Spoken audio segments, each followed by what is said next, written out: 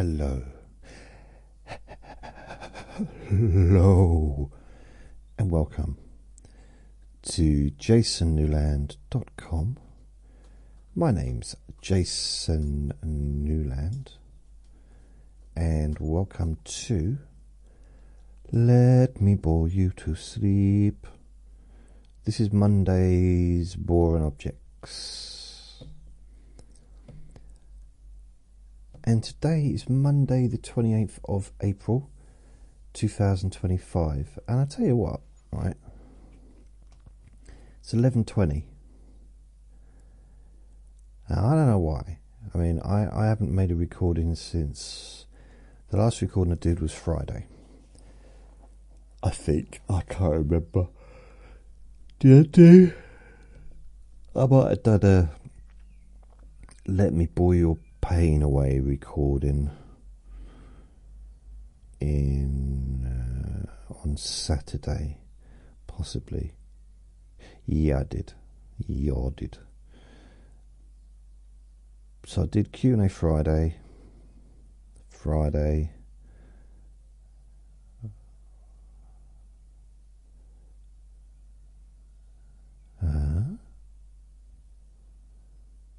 That's weird.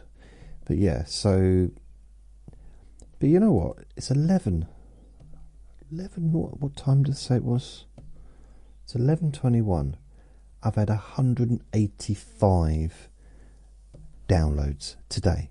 Like, the whole day. And I don't know what's going on. I can't even believe it. Oh yeah, so I've got a website, jasonnewland.com. If you like, you can send me messages on there.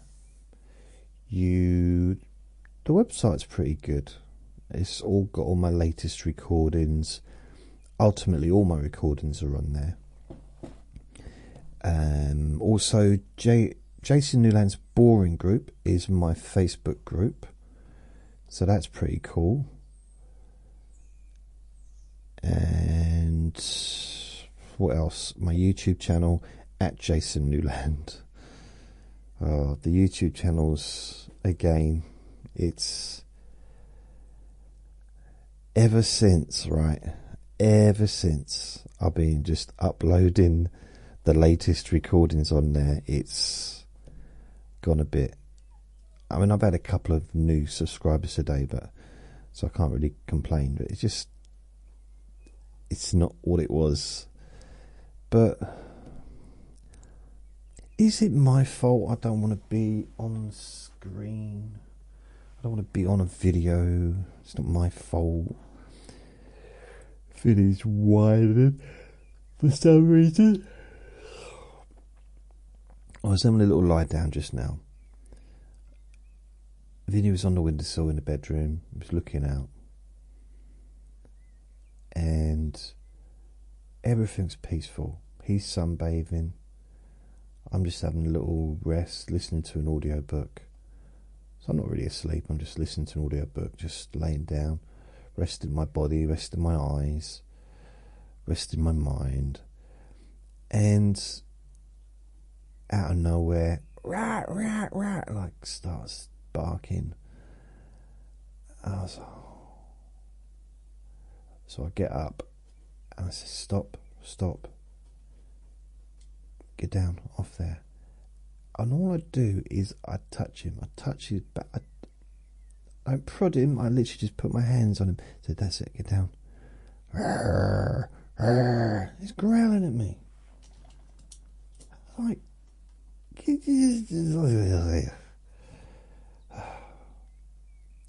it's great. Like, I know he's a dog, and I know that dogs bark. Okay, I'm aware of that. I've been around a while, and I've had him for 2.5 years, so I know that he barks. However, I have to keep his barking to a minimum because there's an after effect. There's consequences of him barking too much, and that is neighbours getting annoyed Also, other dogs barking as well. And none of that bothers me personally. I don't care. But it affects my neighbours. And then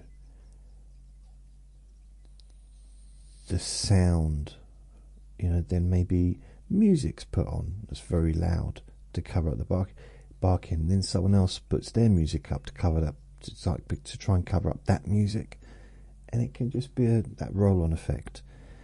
So if I can keep him quiet, it's not that I expect people not to have music on. It's up to them, do what they want. But I don't want people to feel they have to drown out his barking. Do you know what I mean? Innit?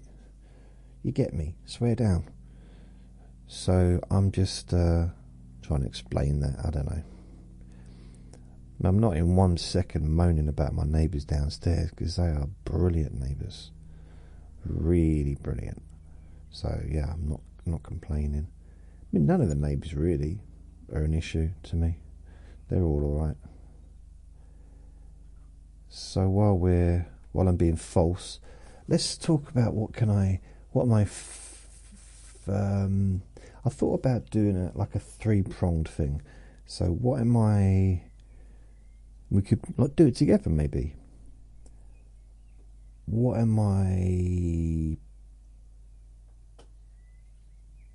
Yeah, that's it. I'm going to write it down because I remember it, but it's one of those weird things that... Because I was thinking about this last night in bed. So the three, I don't know what to call them. So grateful. One thing I'm grateful about. One thing I forgive. And one thing I'm looking forward to.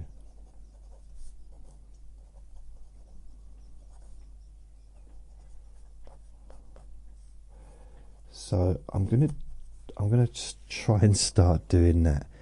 In case I haven't already said it, please only listen to this when you can safely close your eyes. So I'm going to try and... This is just a new thing. I used to do the gratitude thing. 3 things you're grateful for. I struggle to find one sometimes, so I thought, I know. When I'm feeling grateful, the list is endless. Okay, so I thought, okay, let's, instead of putting, because this isn't supposed to be a test. This isn't supposed to be something that puts you on the spot. It's just a relaxing, calm, chilled out thing.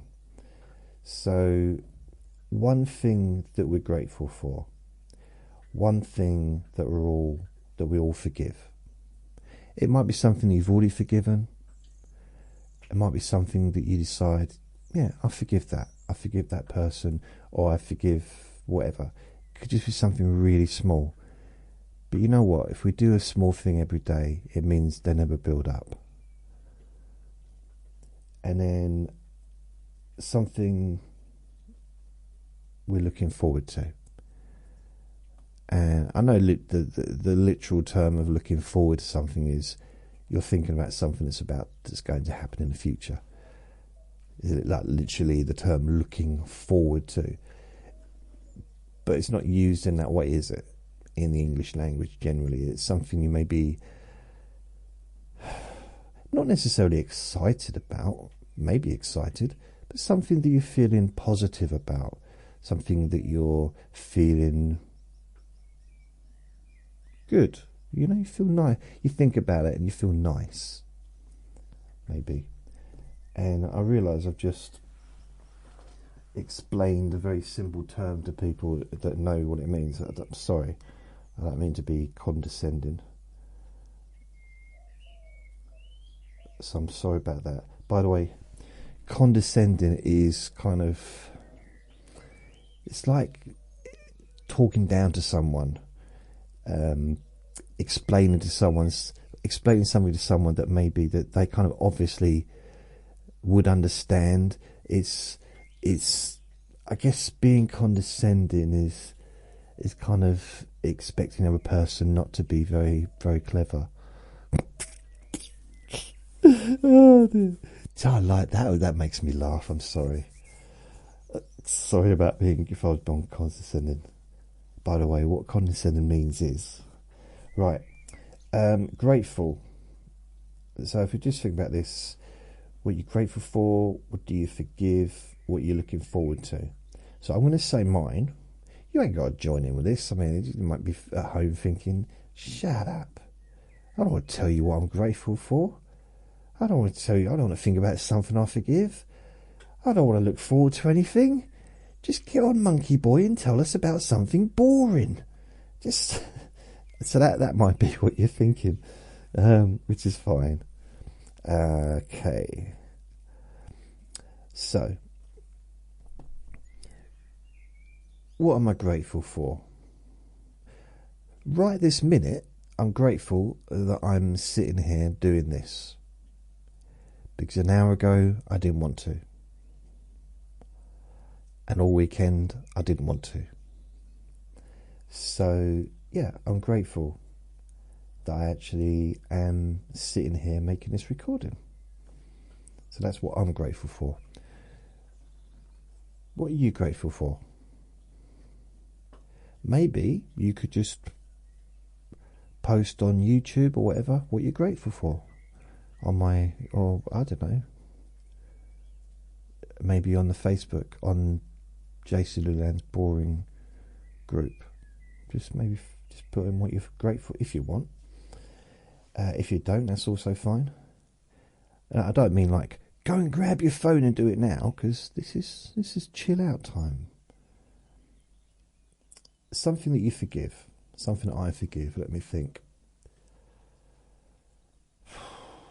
I forgive one of my neighbours for, I forgive her for borrowing money and not paying it back. Yeah, I forgive that. It's actually someone I saw yesterday and I got on really well with her, and like, you know what? I don't care about it anymore, but I forgive. I was holding on to it a bit, so I forgive that. Is there anything that you forgive? Maybe you can forgive me. Forgive me for making all these recordings. So I'm trying to think. Next is something that we're looking forward to. I'm going to do this at the beginning of every recording, so you probably, unless you don't want me to, then I won't. Okay, so I'm not here to annoy people. I'm not here just to annoy. It's not my only intention, is to annoy people. So something to look forward to. I want to do this genuinely, rather than, there might have to be things that I make up, in a sense of like, okay, or I might have to search for it rather than make it up. What am I looking forward to? Maybe you'd like to think of something that you're looking forward to, or maybe you've already done it. Maybe it's already there. Maybe it's in your mind anyway. Something. What am I looking forward to?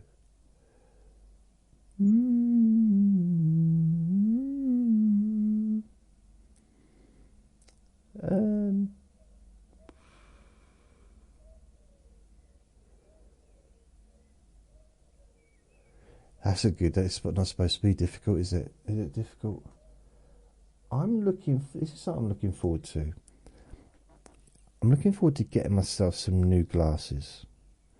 Going to the opticians, getting myself some new glasses, and then getting back to reading a bit more like I used to. That's what I'm looking forward to. Because I realise, I do listen to a lot of audiobooks. So technically I am reading in a sense, but I miss that. Because that used to be part of my identity as a child. Not just as a child, but as an adult. for decades. So reading something that, like actually physically looking at a book, reading, rather than looking at a computer screen. Yeah. So that's what I'm looking forward to, which means I need to make an appointment at the opticians and get that sorted. But it's just, even though I do get discounts and stuff, decent frames, they are quite expensive. And I get for me, I don't care so much about the glasses that I'm reading with. If I'm at home reading, or even, well, that's the only place I would really be reading nowadays.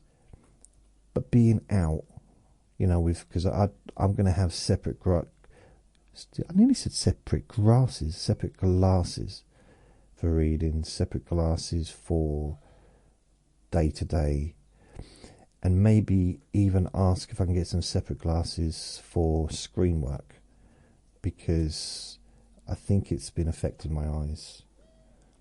So I don't care what they look like. The ones I use to look at a computer, the ones I use to read with, I don't care. They can be pink and have little, I don't know, little fireworks shooting out of them. It doesn't matter to me. Little windmills.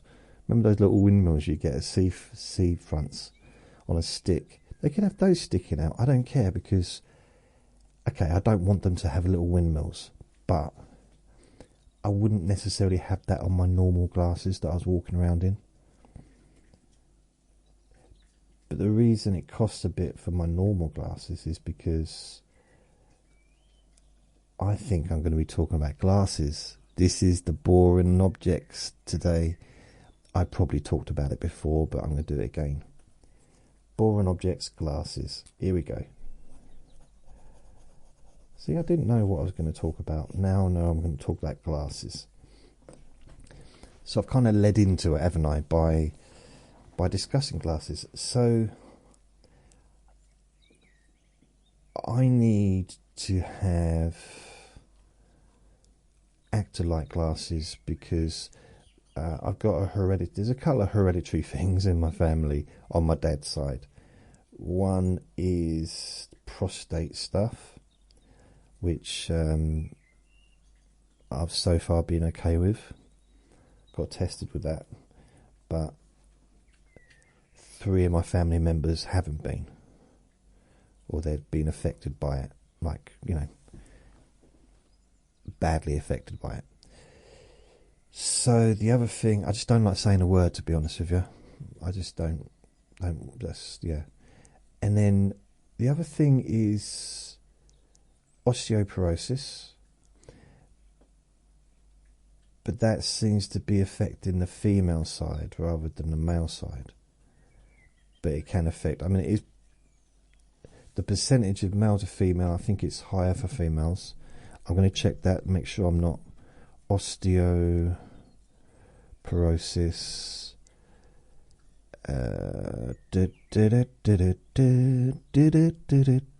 Osteoporosis,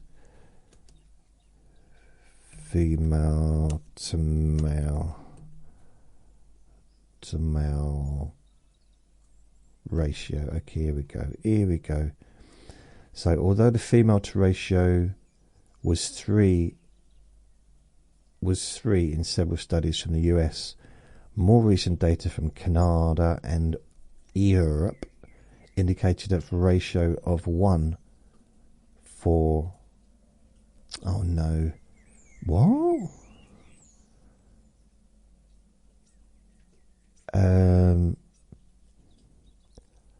I think it's just to do with bone density, really. It's nothing to do with sex. Well, maybe it is, but not sex, like, ooh. So I think in the old days it used to be called brittle bones. Like, my nan had it really bad, and I think 2 of my aunties have got it.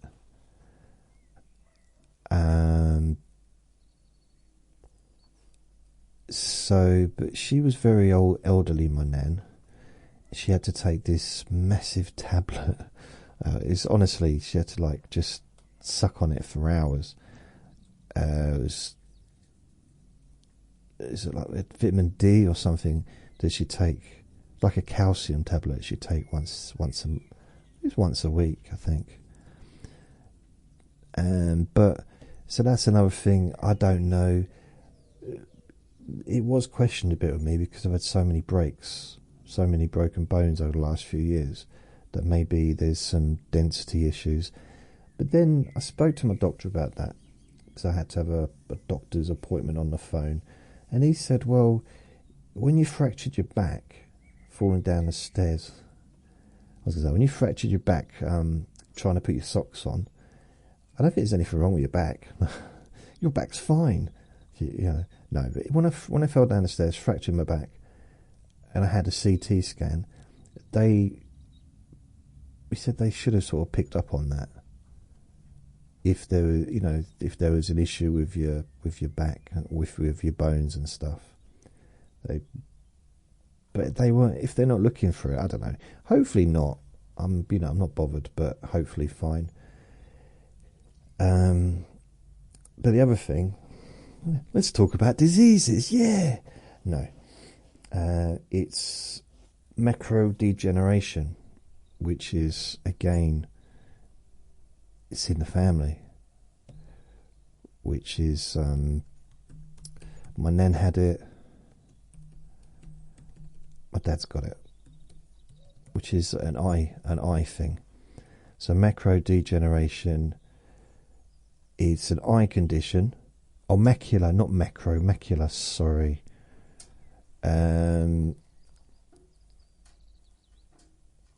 It's a common eye disorder, especially among older dudes, adults, where the central part of the retina, the macula, deteriorates.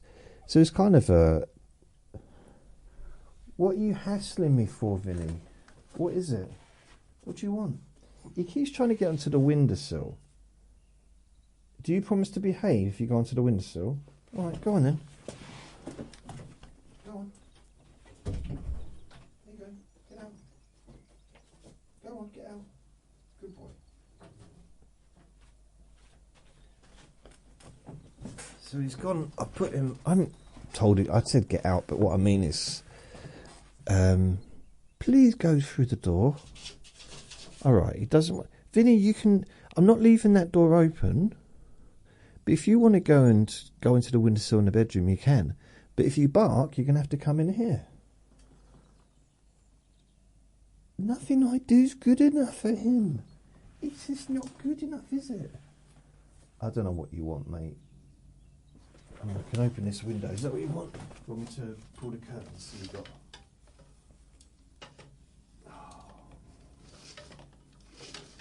Is that better?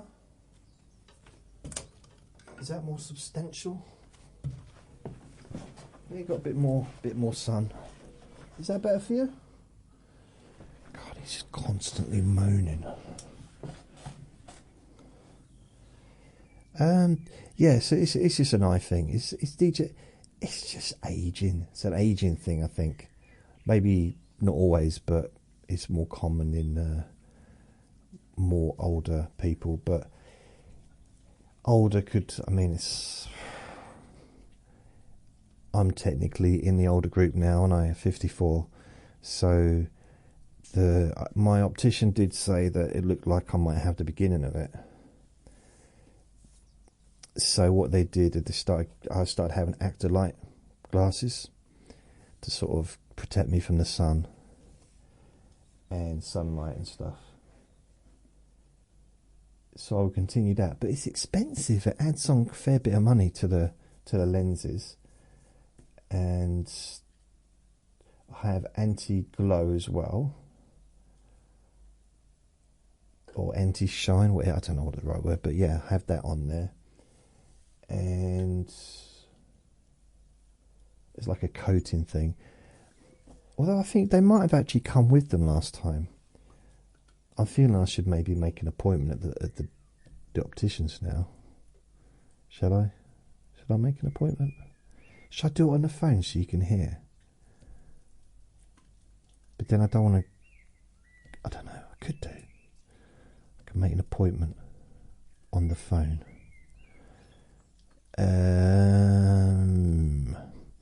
So I'm just gonna.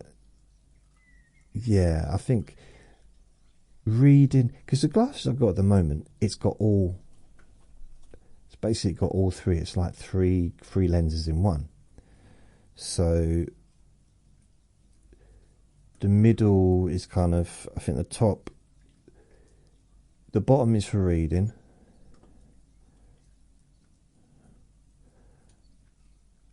And I think the middle's for distance, and I think the top is for like computer.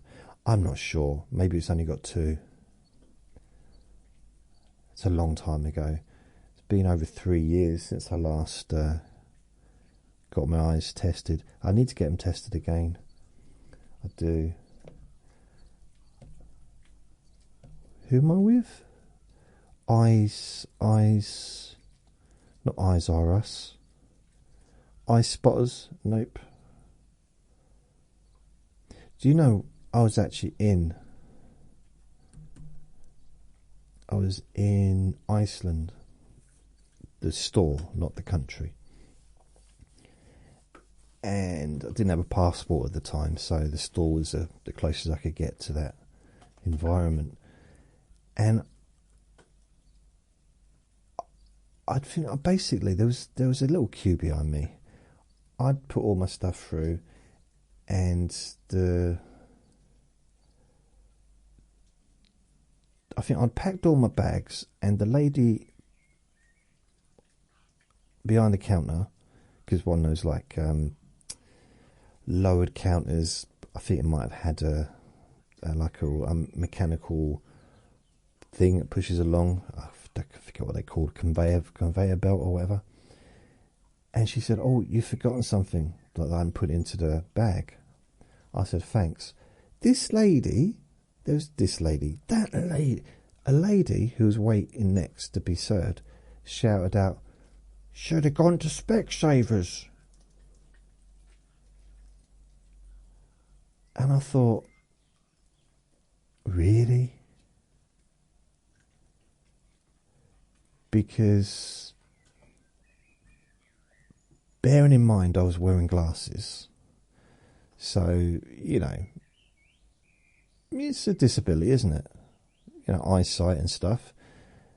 I'm not that I'm just like, I wasn't upset. It's just like, okay.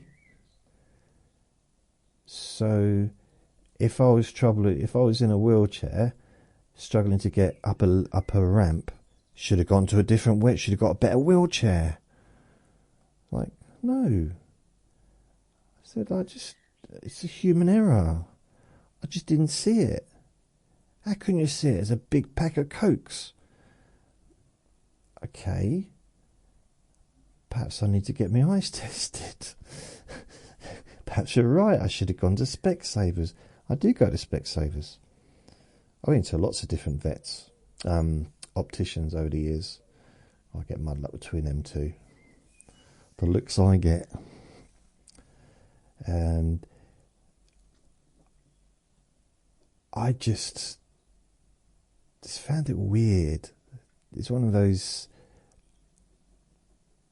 like, she wasn't really, I don't know, she just watched too much TV, because it's an advert. It should have gone to Specsavers, but it just seems weird to hear an advert being chucked out in a real life situation, especially as it's such an old phrase.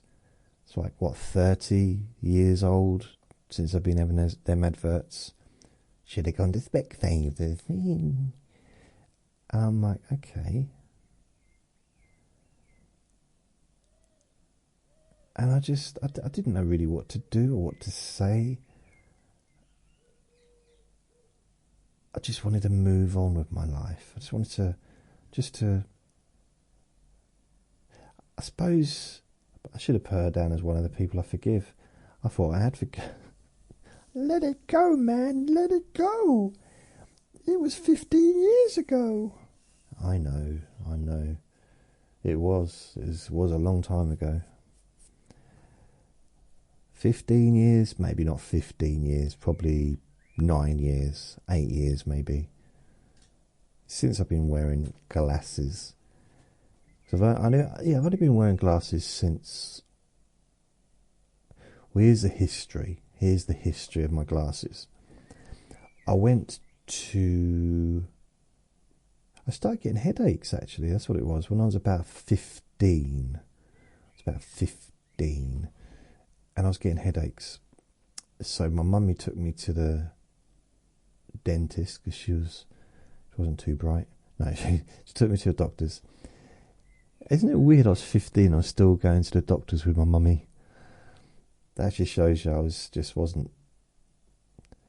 I didn't go to the doctors on my own until I was 16. I don't even know if that's normal. But I didn't want to go on my own, if I'm honest with you. Still don't. I want my mama. Mama. And the doctor said to me, you've got, looks like it's your eyes. And I said, yeah, I know, you're looking at my eyes, so they are my eyes. He said, no, I know they're your eyes. I said, well, you're looking at my eyes and saying it looks like it's your eyes, but if you were looking at my hand and said it looks like your eyes, that would be worrying, wouldn't it? If my hand looked like my eyes, but if my eyes, or my eyes look like my hands, yeah, worrying. But if my eyes look like my eyes, then that's normal, isn't it? He looked at my mum and she just shook her head as well. She said, I've had 9 years of this. He said, really? He said, yeah, 9 years. So how come he's 15? Well, I've had him since he was 7. Oh, okay.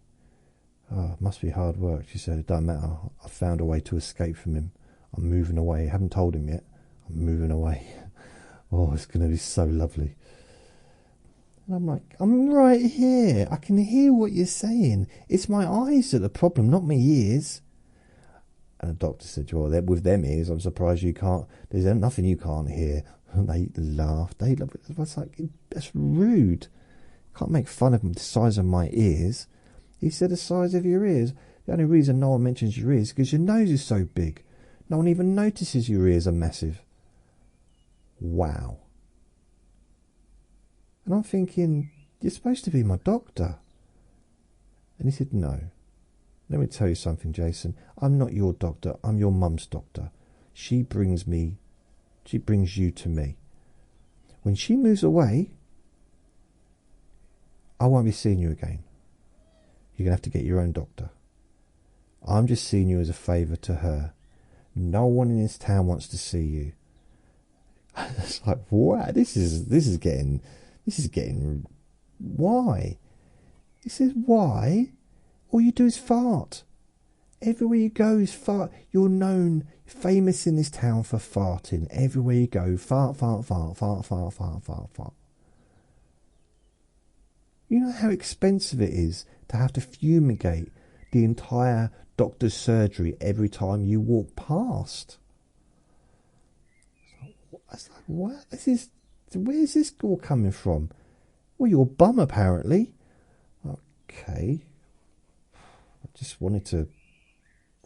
I had a headache, that's all. I just wanted to get Jack checked out. He said, yeah. And luckily, you can now go and see an optician's. Here's a number for an optician's.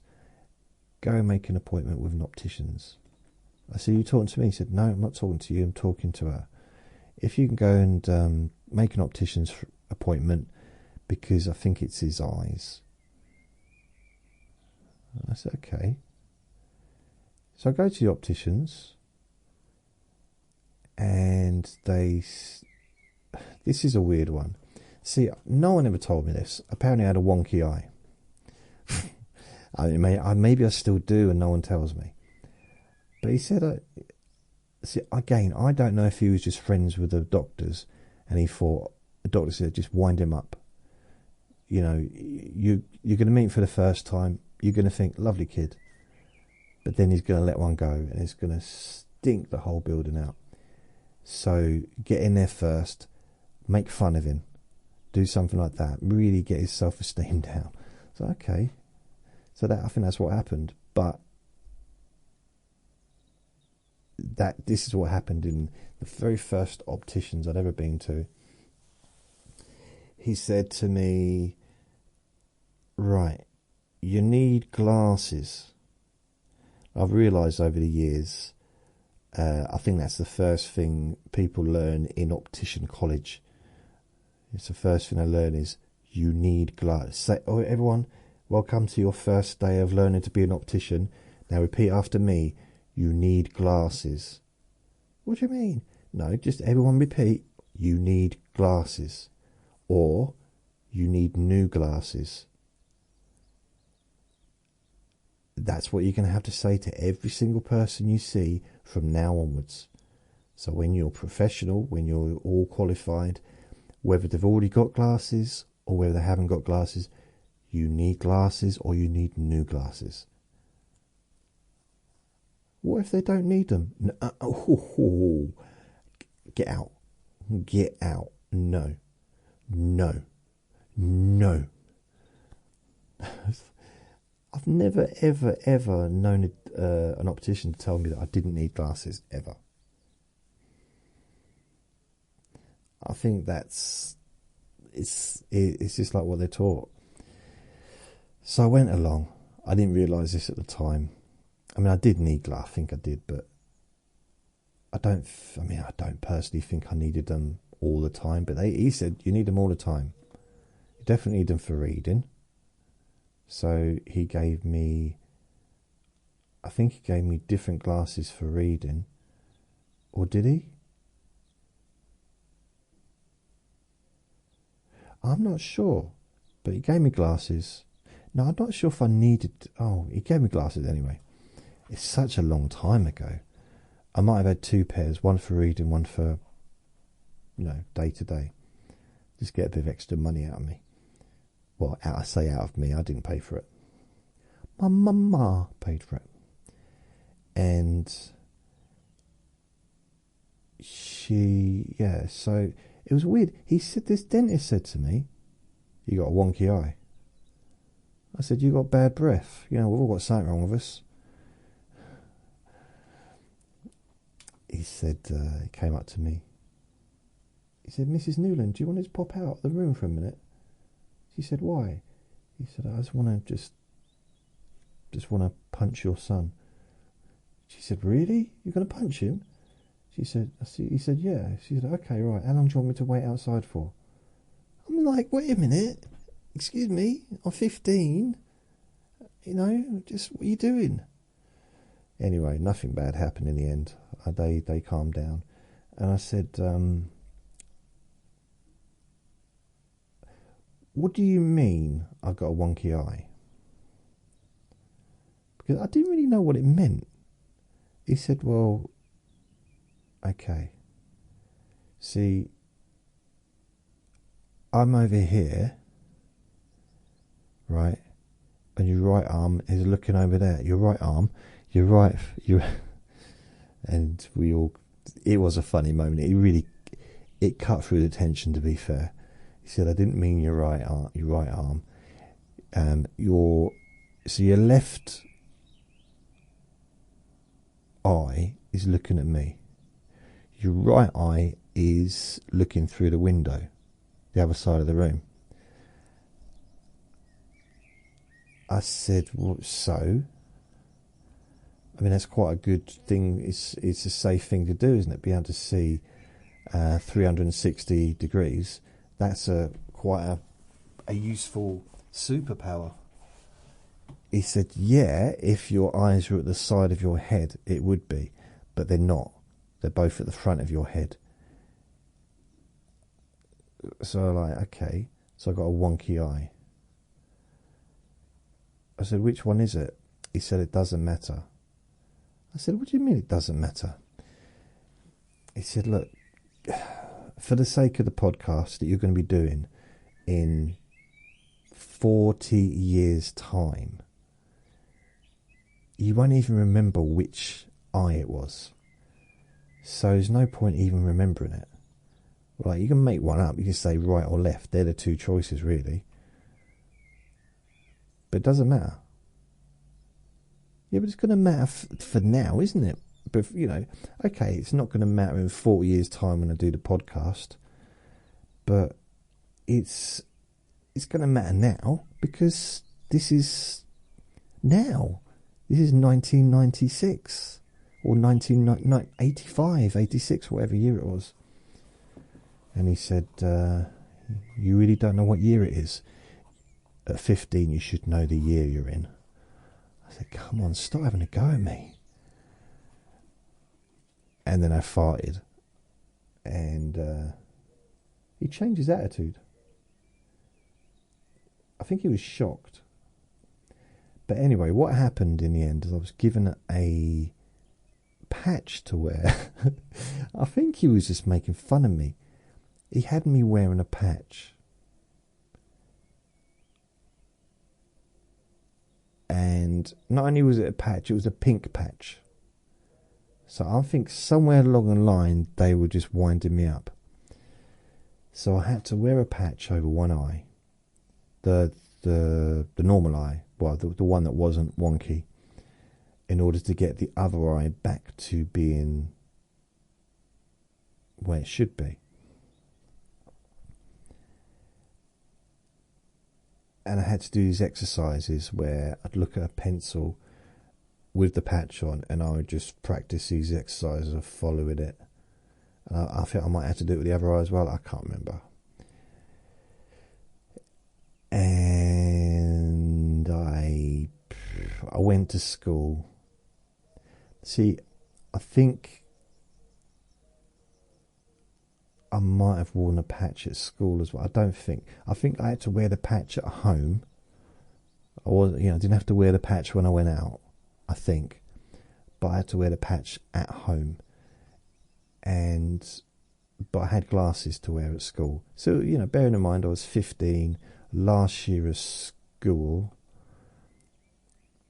probably either the end of the year 1985 or the beginning of 1986, is around that kind of time.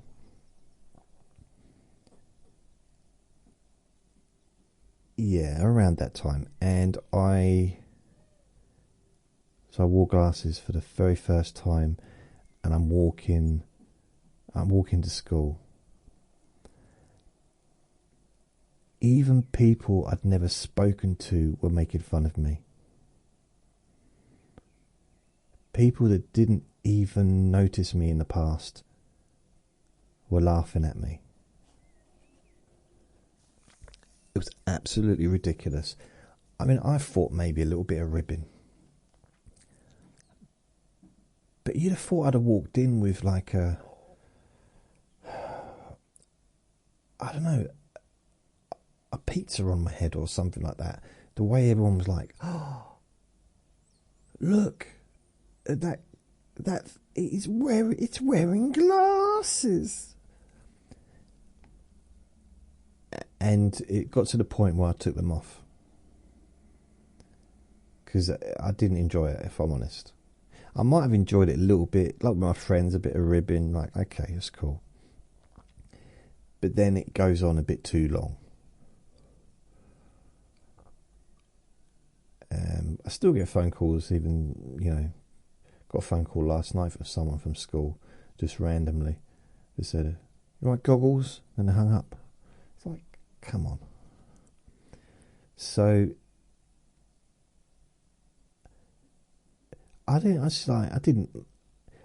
was alright to wear glasses. I didn't really have an issue with it. But other people seem to have an issue with it.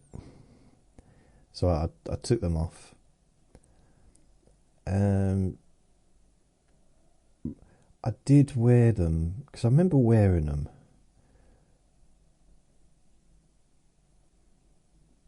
just before I left school. So I'm thinking it might have been 1986. So I left school in April. March, April time, 1986. So it might have been that period leading up, because I got the chip shop job before I left school. I just remembered this. Isn't it weird? I got the chip shop job before I left school, and I worked on a Saturday and maybe a couple of evenings, and then when I left school I went full time.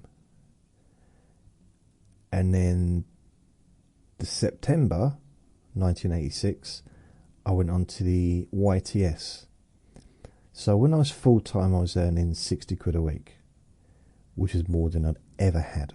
It was like, yeah, never had £60 a week cash. You know, I was still at school. No, I wasn't still at, I was technically still at school, as in I had to go and do my exams. At least I thought I did. I didn't realise I didn't have to do anything, because once you leave school you don't have to do it. You know, I didn't have to go do my exams. There was no consequence for not doing them. And it was kind of weird, but I was still in that zone of being told what to do by schools. You know, that kind of... I remember right before I left school, there was this deputy head teacher. I'd never had a run-in with him, ever. But for some reason, and this was the last week of school, he decided to have a go at me. And he came up to me and he started shouting in my face about something. I don't know what it was. He used to teach French, so I didn't always understand what he was saying. I think sometimes he forgot. He'd go in and out of French, and he was a deputy head, and he was known for being really strict. And he was just shouting in my face. And I went from being, to remembering that I only had 3 days left of school, and I just started laughing at him. I just walked off. Like, what are you going to do? Literally, it's nothing. It's like, I could walk out of school now and it would make no difference. I'm just sticking around because it's like the last 3 days just to say goodbye to people I've been at school with for years. That's all it was. It wasn't to say goodbye to some of the kids in the younger years that I was friends with, that I wasn't going to see regularly anymore. Or even the ones in the older years, actually, because they had A-levels back then. So there was some of my karate friends were in higher levels as well. But I remember just like, he was shouting. And I was like, okay. But then there was another weird thing happened, and I still to this day don't know what happened, why it happened. But I went into my classroom. This was the room that we went to first thing in the morning. We stayed in at breaks if we wanted to, and then we'd go in there at the end of the day and do the register. So it was my form room. That's what they used to call it, isn't it? So it was my classroom for the entire year, and I had the same one for about 3 years in a row, I think. So I'm in there. I go in there on the last day. This is somewhere that I spend a fair bit of time in the times that I didn't want to go out or do anything, I wanted to be on my own. I'd go in there, and there'd be a couple of us maybe just sitting on our own, just doing our own thing, So I went in there, and there was 3 kids, all 3 that I didn't really know very well. They weren't even in that class. And they were just in there. And they were playing some song. I remember it was something, nothing in your cheeks for free. I ain't nothing, whatever that song is. Dire Straits, is it? And I went in there. I must have said something to annoy someone, I don't know what. but someone started on me, and he was kicking me in the shins. I'm like, but it was surprised, like I didn't know, because he was, I think this one was a judo man. We used to talk, yeah, I did know him a little bit, and, you know, I was interested because he did judo, I did karate, and, you know, I think he was more advanced than me, he'd been doing judo a long time. But for some reason, you know, I kind of had that mutual respect for him, because we were both doing something, we both kind of understood what it was like to be passionate about a martial arts, you know. And he probably went through exactly the same thing of watching all the Bruce Lee movies and watching all the, you know, all the kung fu movies and stuff, because that's just natural for anyone that does martial arts, especially when they're a kid. But he actually just kicked me in the shins and closed the door, slammed the door on me, didn't want me in the classroom, like. And I didn't understand. There was no one else around. I don't know where everyone else was. I think that was the very last day that I was there. And I was just like, I really didn't know. It's like, to this day, I still, not that it doesn't matter why, but it still bugged me. Like, it doesn't bug me now, but it bugged me for a long time. Never saw the kid again. Don't think I saw any of them again. And I didn't know why. And it was such a shock. I didn't get angry. I was just confused. It didn't hurt. Well, probably a little bit, but it wasn't like it wasn't like he was punching me or anything. But like, you're kicking me in the shins. What the hell are you doing? And yeah, it's weird. That's just a really weird ending to being at school.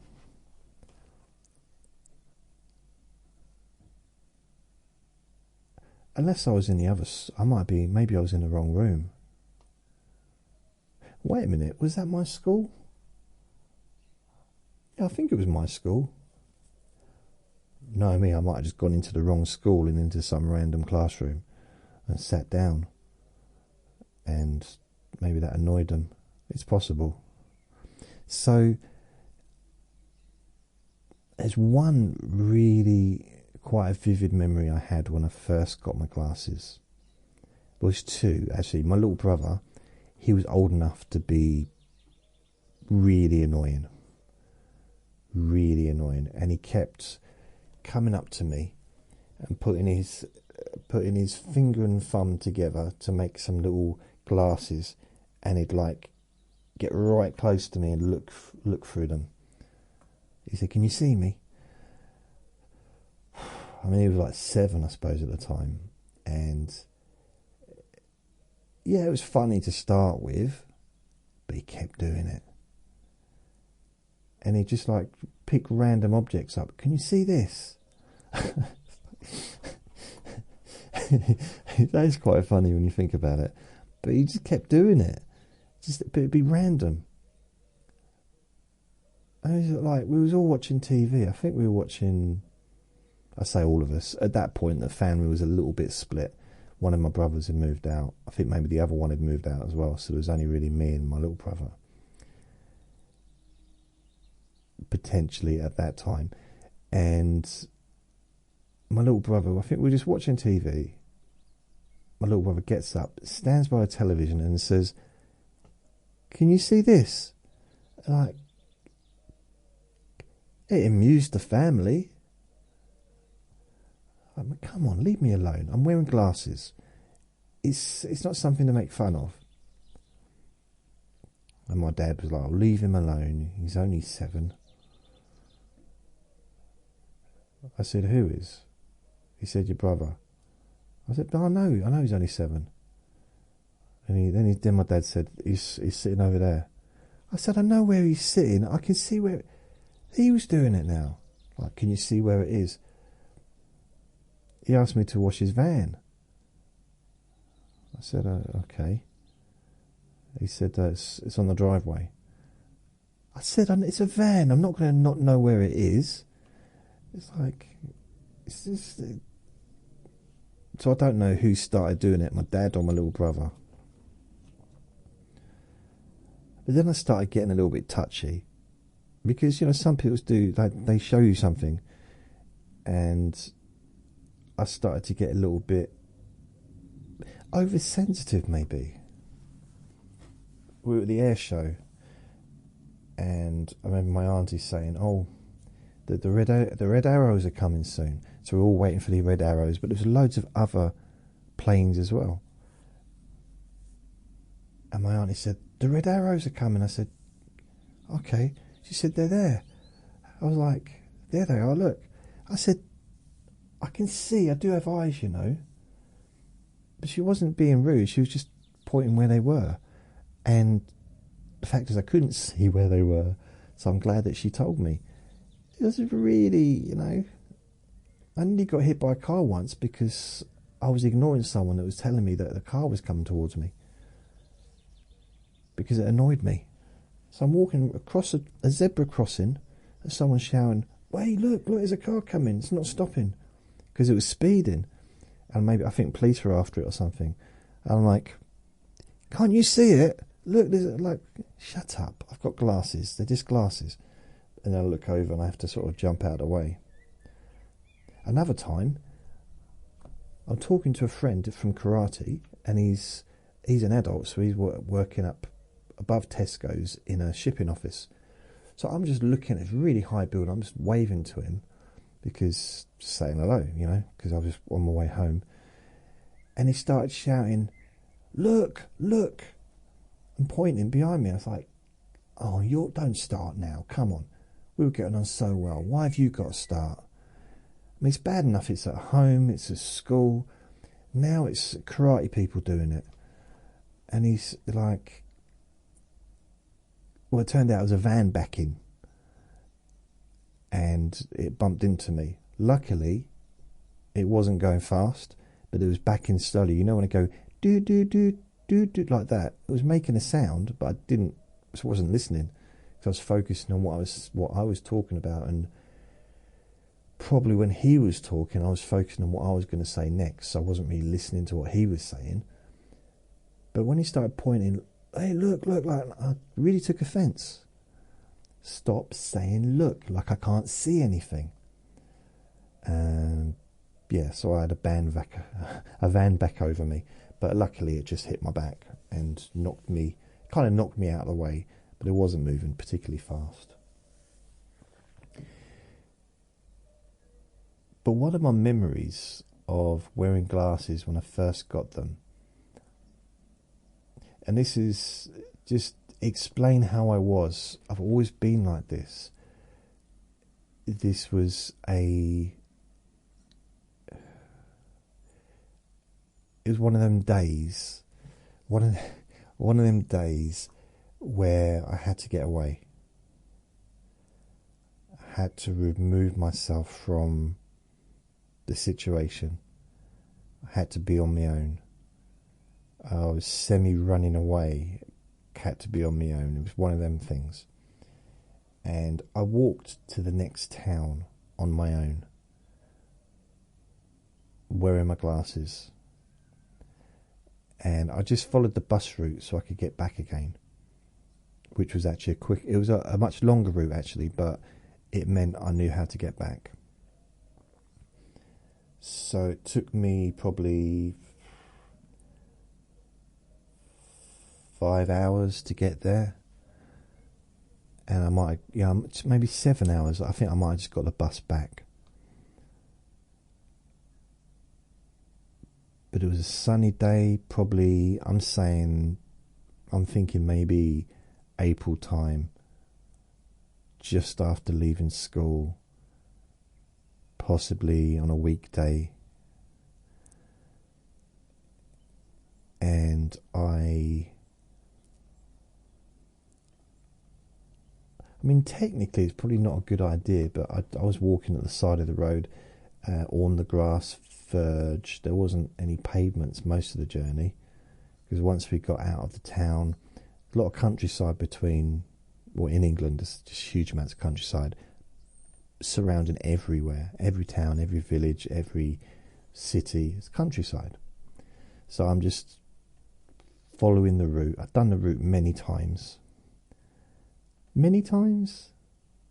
I've done the route a few times.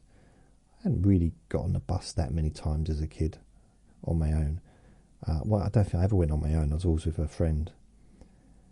So, yeah, so I'm walking, and it was very peaceful, very meditative. Very... I don't know.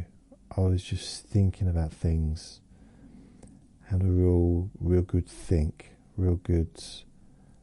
It was like a separation from all the stuff that was going on.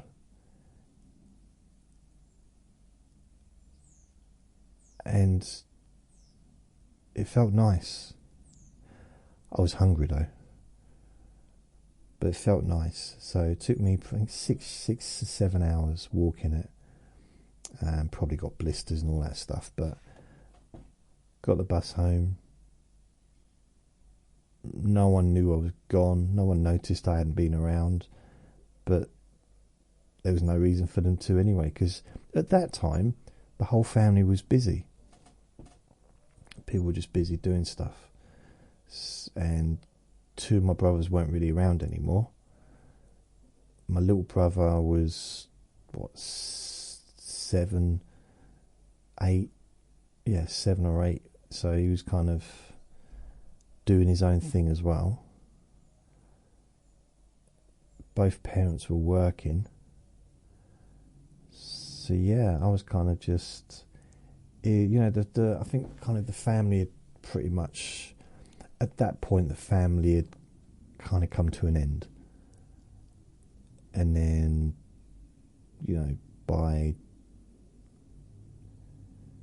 the summer, I don't know when it was. It might be May time, maybe June. We moved out and stayed in my stepmom's mum's flat until she moved away. So that was, that was kind of a weird period. And I didn't wear my glasses at all after that. Like never. Ever again. Didn't wear them. And then the next time I went to see if I needed glasses was, again, this was 1989.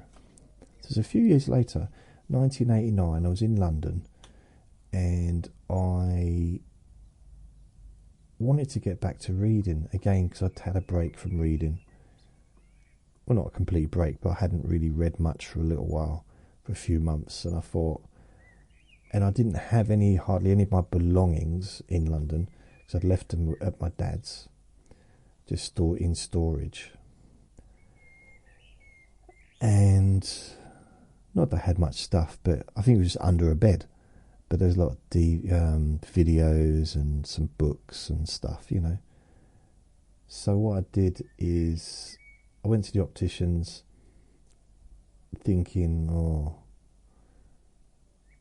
and they said, you just need glasses for reading. Don't need them all the time, just for reading. I said, okay, cool. So, and that's when I started, I bought a couple of books, and I got back into reading again, because it was always a passion, and not always, obviously I wasn't born reading, but I kind of taught myself to read, really, with my book. It's over there somewhere on the bookcase. It was a Jackanory. I've literally memorized it. And this is bearing in mind, I haven't read this book since I was a little kid, okay? I learned to read with it.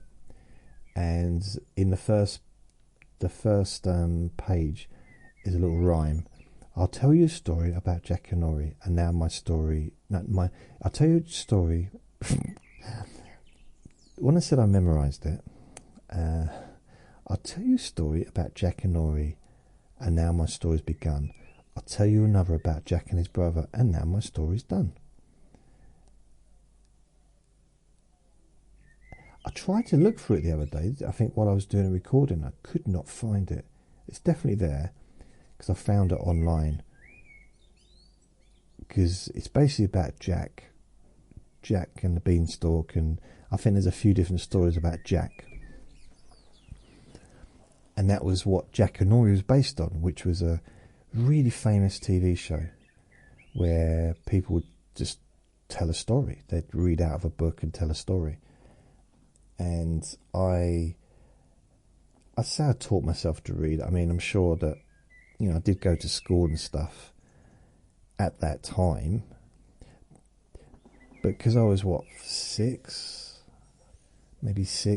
or 6, I moved around so much that I don't think I really had any kind of stable education, as it were. And then when I moved with my dad, I was 7, and I was told by one of my parents that I was behind. Basically, I was behind because I was told I'd been taught the wrong way. That's what the teachers told her. That I sound like I've been taught the wrong way. I was behind. I mean, probably just being kind to me, trying to explain it to me in a way that I might understand it. So basically what it meant, I was in educational terms now, I guess, remedial or special needs. Educational terms back then, I was a dunce. It was a little bit different back then. This is 1977. Someone that was behind educationally was called a dunce. It's not good, really. It's not now, but that's what I was kind of classed as. But that's not how she said it. She told me I was special. Now, I didn't realise that meant special needs. But when she said I was special, I felt special. Like loved, like I was, special. Maybe she was about to say needs, but I just made such a big... I was so gushy and smiley when she said special. She thought, okay, perhaps I won't say the word needs. Had a conversation with my dad later in the evening, probably, didn't they? So did you have a chat with him? Yeah. Did you tell him that he's special needs? Well, I told him part of it. But he seems so happy. He said, yeah, but he's happy. All you got to do is just wave a banana around and that gets his attention. He's happy. That's not true. I do like bananas, but not quite that distractible. Give him a cardboard... give him a cardboard box. That's all he needs. It's like, no. I mean, cardboard boxes were fun, but it's not all I needed. I love television. So anyway, I'd kind of taught myself, I think, to read. Maybe I taught myself wrongly to read. But I think I ended up quite okay verbally. I think I was... I don't think I was behind verbally. And there's advantages to moving around a lot when you're little. From a verbal perspective, I think you get to learn quite, verbally get to, not always, but I think in my case, I think I became verbally quite competent. Being around adults a lot, that's another thing. Living in a kid's home with lots of other kids, there's lots of conversations all the time. It's living in dormitories and stuff like that. So I didn't really get any time to myself, but there was a lot of conversations going on. So I was hearing a lot of verbal stuff and absorbing that. So I think, I think that my verbal skills would probably be quite good, but everything else was maybe not so good. My mathematics skills was still, yeah, it was never really a thing for me, and it wasn't really my forte, as it were.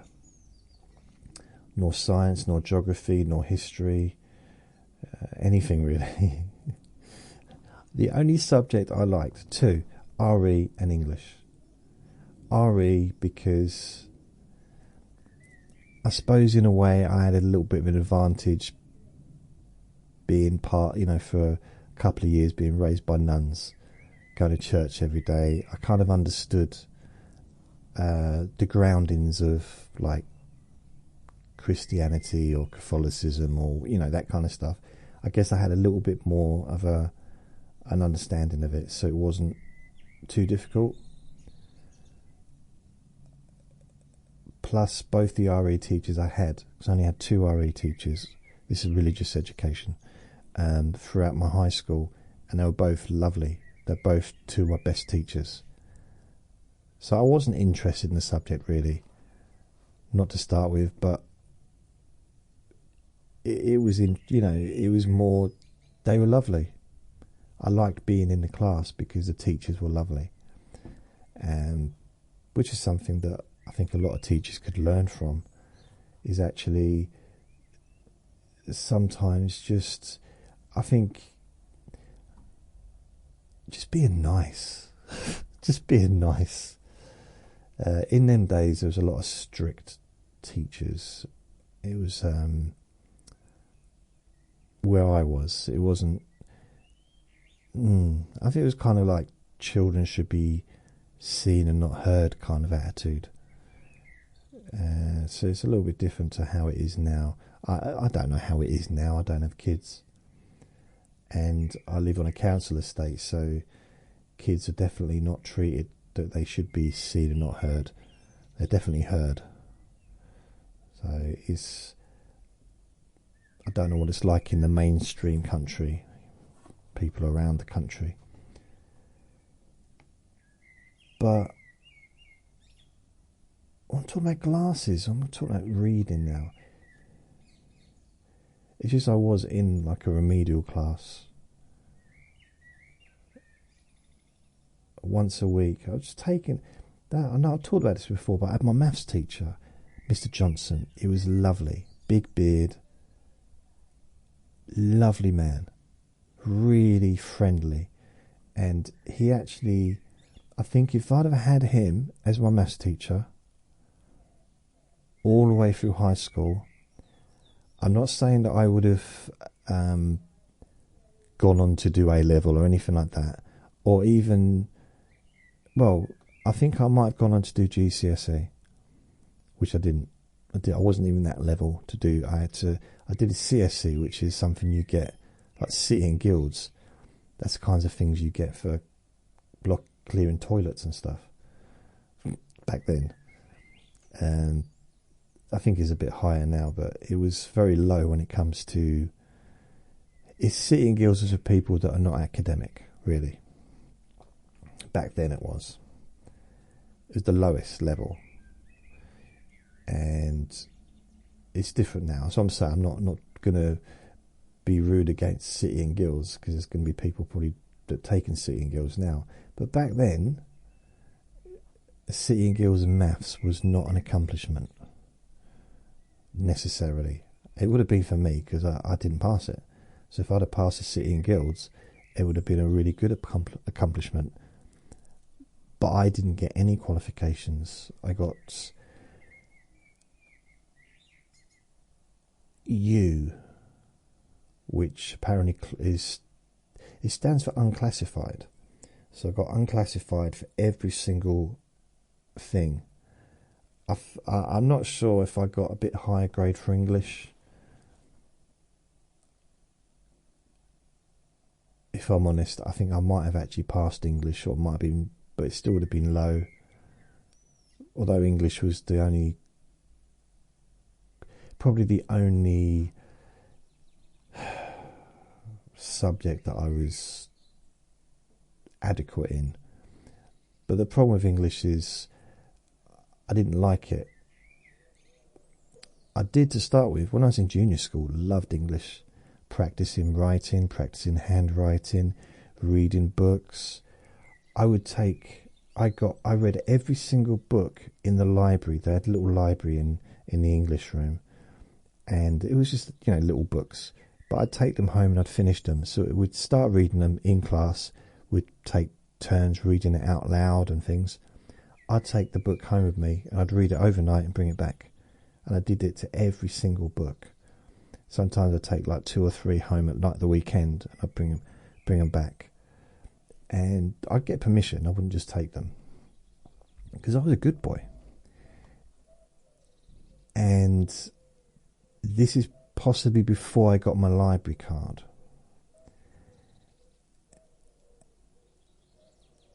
Although it might not have been. It probably, I don't know, maybe it was. Because, I was 9. I'm not sure. I don't think I had my library card at 9. And so I loved English. I was more interested in crafts than doing other things. So things like history, I'd be talking about Romans, and I'm thinking, what are you telling me about Romans for? What are you telling me about the Saxons? What are you telling me about the... Why? What are you talking about Napoleon for? It's just, I think the only interesting thing about history would be probably about if they'd done the history of the town I was living in, or if they'd have talked about the history of television, or the history of my family, or something like that would have been interesting to me, I guess. So I kind of went along with it, and I just sat at the back and just hid, really. And then I was another thing. Oh, yeah, when I was 8, I had my adenoids out because I was having problems with my ears. I was getting earaches, and then I had my ear hit. It turned out I was partially deaf in one ear, so I had my ear adenoids out because they were blocked. Basically, the ear was blocked, so to clear it out. So I should be okay. So this is 8 years old. So I was partially deaf for however many years. Didn't even know it. Didn't even know it. Didn't even show it. And I remember being in hospital and like listening to the beep, and I had to like tap every time. Beep. And I could I do it with both ears. One ear was really clear, which I think is my left ear, still is. Right ear, it's not so good as the left ear. So the right ear was like, I mean, it's all. It feels, to me, it seems like the volume is lower when I talk on my right phone. If I put my phone on my right ear, it feels like the volume's lower. But I did have an eye test a few years ago, an ear test, but it was at Specsavers. Had an ear test, and they said, yeah, hearing's fine. So it might just be psychological, I don't know. But anyway, this was real, so I definitely had a hearing issue, but it was fixable. I remember it's so funny because after I'd had the op, came home, for the next year or so, whenever someone called over to me and I said I didn't hear them, maybe I was focusing on something else, I didn't hear them, like my dad would shout out, "That's it, we're going back to the doctors. We're going to get his ears tested." It's like, because I was in a house full of 4 kids, including myself, and 2 adults.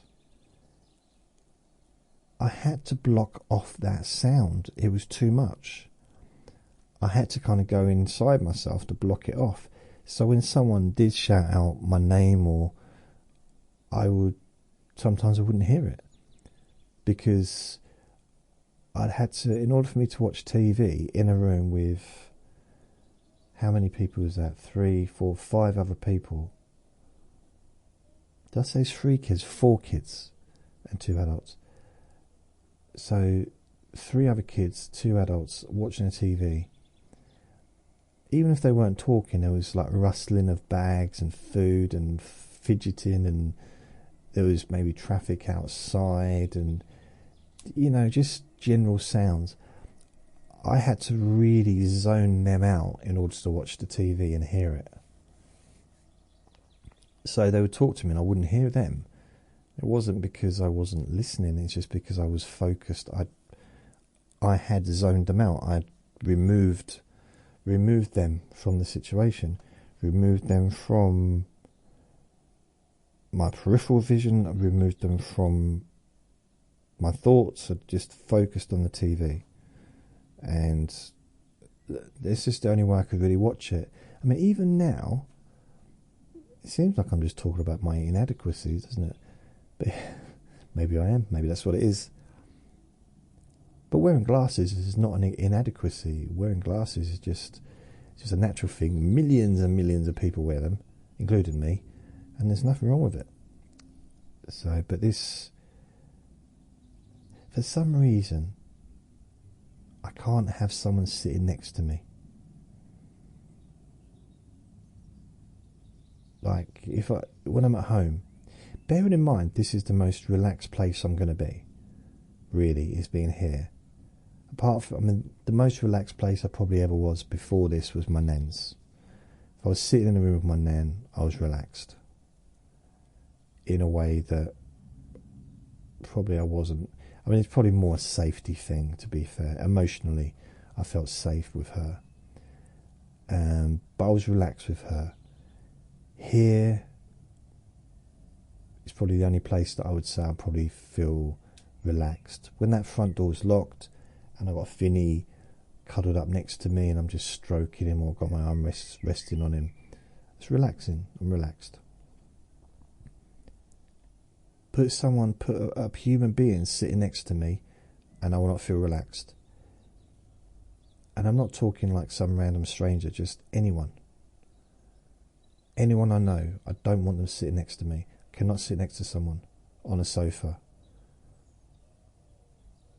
And that includes even Luke, my friend downstairs. He'd always sit on a different chair. I'd have a chair separate for him. Or he could sit on a sofa and I'd sit on a chair. I wouldn't he'd have a choice. So he'd sit on the sofa if I was at the table. So if I was at my desk, he'd sit on the sofa and we'd watch TV together, or I'd be doing stuff and we'd chat. But if we were watching TV together, which we didn't do that much, but like if we were watching boxing, I like to be comfortable when I'm watching boxing. I like to be in the sofa with my legs up, or in my chair with my legs up, because I used to have a reclining chair. That's it. I used to have a reclining chair, and I had that for a few years. I've had this one for.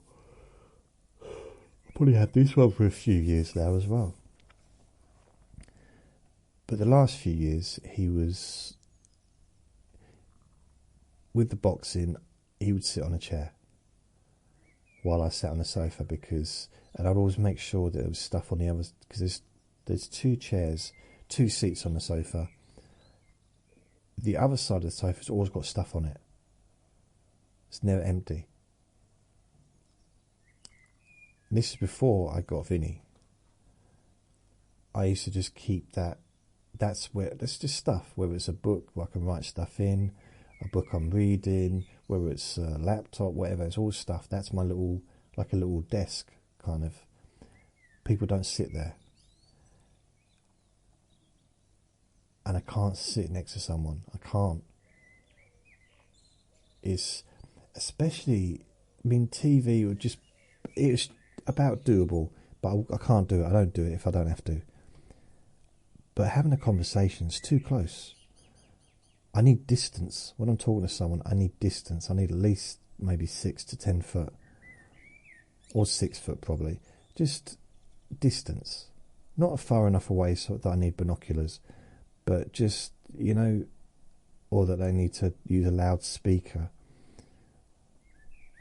But I need that distance. Because I struggle to focus with my eyes if someone's too close. Like, I don't know what that is. Which makes being on a bus a little bit difficult. And it's great if there's no one on the bus. But a busy bus, I'd rather stand. I'd rather stand and pretty much be sniffing someone's armpit. But I don't want to sniff someone's armpit. I'm saying I'd rather stand and be like squashed standing up than have someone sit next to me. Is, you know, I suppose it's because my belly does give me distance. Someone might be on my bum. I've got such a big bum, big belly, that people can't really get too close to me if I'm standing up, which is good. Oh, I really paint a terrible picture of my body. So what I was going to say, oh yeah, so it turned out that after I had my ears thing done, the teachers were saying, they said, oh, he's so behind because he couldn't hear what was being said in the classroom. And he was always sitting at the back of talking about me, always sitting at the back of the classroom and didn't pretty much, wasn't able to hear what was going on well enough. It's like they were trying to make excuses for me not listening. But the fact is, I mean, it might have been true. It might have been part of the reason why I was so behind. But I genuinely wasn't interested in what the teachers were talking about. And anything that did interest me, it stuck. You know, if I'm interested in something, I'll look it up now, and that information generally stays with me.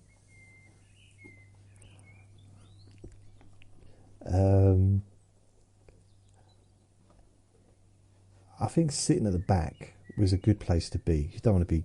I never liked people being behind me. I never really enjoyed that. Even when I go to a theatre. I mean, when I was really little, I didn't care. Like if I go to the cinema, I used to like going the front row. Because I was so little, my head didn't even really fit to the top of the headrest. So technically people were behind me, but it didn't feel like they were, because they probably didn't even know I was there. And I spread my legs out and it was lovely, even though I only had little legs. I could spread my legs out wherever I was in the cinema. But I used to love to sit at the front and have this big massive screen. And yeah, that's what I always used to do. When I was older, I'd move to the back. Now, I haven't been to cinema for a long time, but now I'd probably choose, if possible, like a middle aisle, but away from anyone. I don't want people sitting near me, or in front of me, or behind me. I just want I want my own cinema, basically, but enough distance.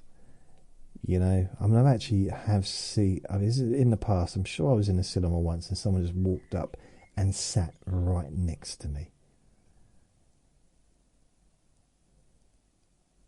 And I remember saying, why? You got all these other seats in this cinema. There's probably like 200 seats in the cinema, and there's only like 5 people in there. Why did you come and sit next to me?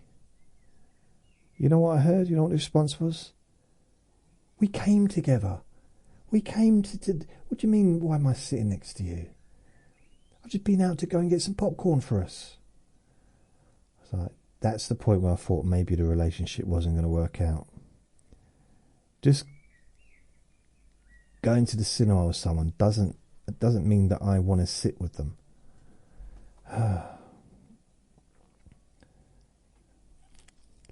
That was weird.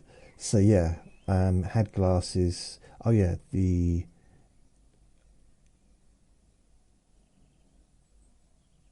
'89 got them again. Started reading. Started like using them to read a bit more. That was nice. And really, between 1989 and 2013, just reading glasses. All those years, just reading glasses. I go back, just need them for reading. Never mentioned a wonky eye. Maybe I've still got a wonky eye and no one's told me. But I've had photographs taken and it doesn't seem to be... Well, you know what? I've had enough people in my life that would tell me. They just make fun of me to my face about having a wonky eye. So maybe I do. But I'm pretty sure they tell me.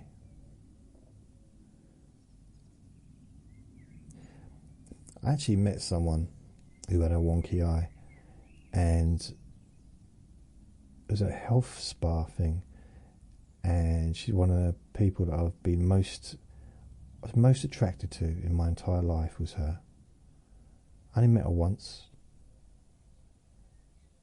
I say wonky, I just look in a different direction. And I had a friend. I had another friend who had like an eye like that. Like, who cares? You've got to focus on one eye. But you can't look at both eyes anyway, can you? Or can you? I can't. I mean, I glaze over a little bit when I look at people, but can't, unless there's a distance. I need a real distance if I'm going to be able to get an idea of focusing on both eyes. Too close and I can't focus on either eye. So 2013, between actually I wore glasses for reading a lot during the 20s, during my 20s rather, not the 1920s, because I was reading a lot. I'd read a lot of books, had a lot of books. That stupid fly's in this room. It was in the kitchen earlier, now it's here. Unless it's just come in the window and it's a different fly, or it's got out of the window in the kitchen and come in this way. It's harassing me. I'm being harassed by a fly. And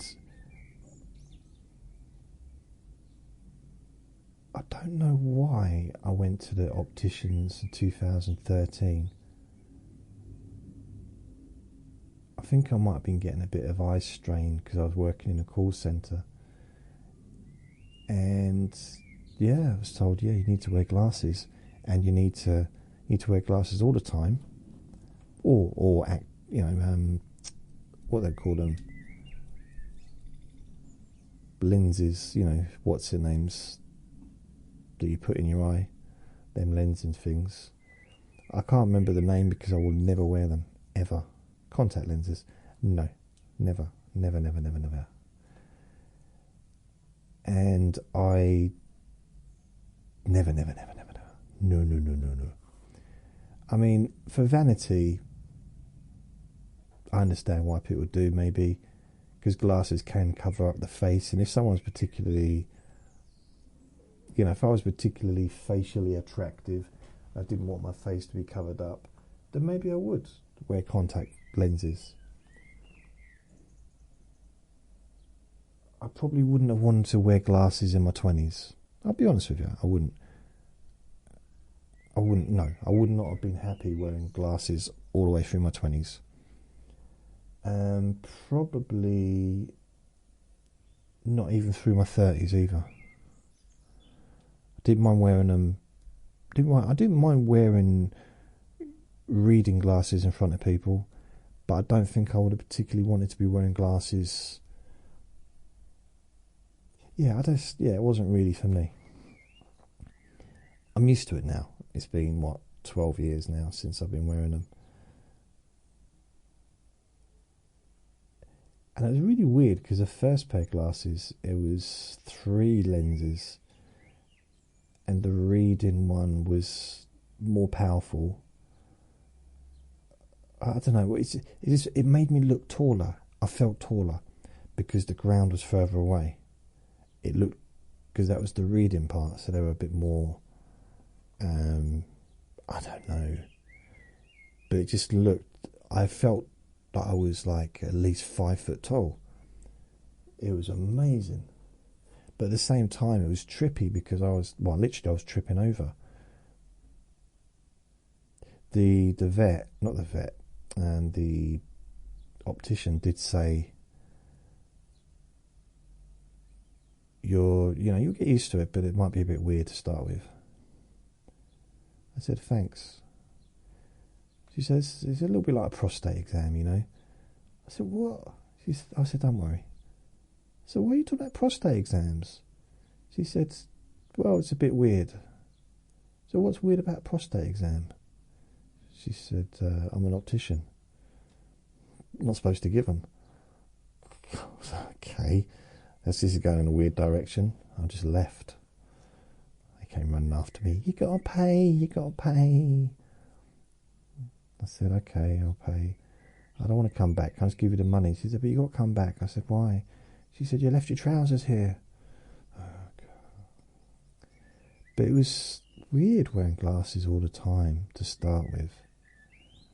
And I think some people, because I got active lights, so they go dark in the sunlight, all year round. So I think some people think I'm walking around. Well, actually, a couple of people have said it in the past, like other dog walkers. Why are you wearing shades in the winter? I said, I'm not wearing shades. These are my glasses. They block out the sunlight in my eyes to try and protect my eyes. And I'm like, oh, okay. So I think some people think I'm walking around with sunglasses on in the winter. Or when I first go into a place. So if I go in, let's say I was going to go into the pet shop in the winter, I would look like I was wearing sunglasses because it takes a while for the lens to go down from dark to be clear again. So the whole time I'm in that pet shop, they might be thinking he's wearing sunglasses. And it's December. Strange. And it's raining. But they go dark. It's just what they do. So I'm pretty sure my first mum had something like this. My very first mother.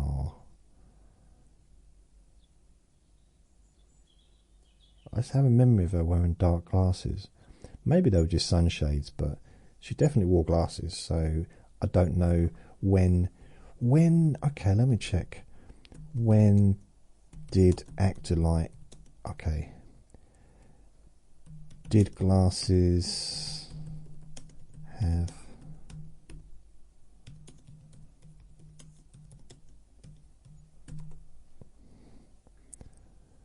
history of people's glasses? Let's have a look. 70 style glasses. Actolite. What is Actolite? Glasses through the decades. Oh, I can't believe. Did aviators, not aviators, what are they called? So, I can't see. The glass has been around, since 1920s? They were around since before then, weren't they? Eyeglasses history. I don't really want to go through the whole eyeglasses history. So, history. Now I'm just going to go for history. History of dark glasses.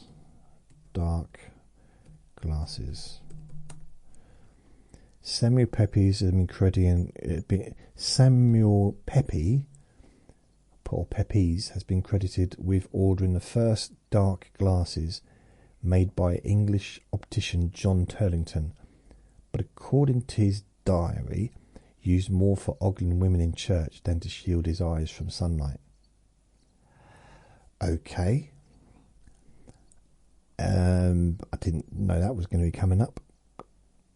The Hincheders, I suppose they would be called tinted, but like mine aren't sunglasses, they just go dark. I might get some glasses just to annoy people. Go down like a bit of remember Elton John back in, well, I'm not saying remember him, he's still around, but remember when he was like in the 70s and the 80s, he'd be wearing like really crazy glasses, and I might do that. Or Danny LaRue, was it Danny LaRue? Liberace. Yeah, I might go down the Liberace route. Just wear really colourful spectacles. Or I might just get some normal glasses. I quite like these frames, but last time, because they've got reading bits at the bottom, I got 2 pairs of the same glasses. So this is the second pair. I've worn the other ones out. This is the second pair. And these are nearly worn out as well. It's been, I think, 3 or 4 years, maybe 4, maybe longer, since I last had these. Yeah, I've talked myself into it. I'm going to go and get an eye test for glasses. It's not really much of a history of my glasses, is it? But that's kind of it. I remember when I got my glasses in 1989, and they were my first reading only glasses, I think. And when I got them, I was so excited. Went and collected them, and I think I'd already bought a book to read, and I was waiting to get the glasses to anoint the book, as it were, or anoint the glasses with the book. And I sat on them. I put them on the bed and I sat down, and I basically, sat on them. I had to take them back and get them reshaped. And that's it from me. So this is my Jason's, Monday's Boring Objects glasses. So thank you for listening. Remember to be kind to yourself, because you do deserve to be happy. And be gentle with yourself, because you do deserve to feel safe. Lots of love. Bye.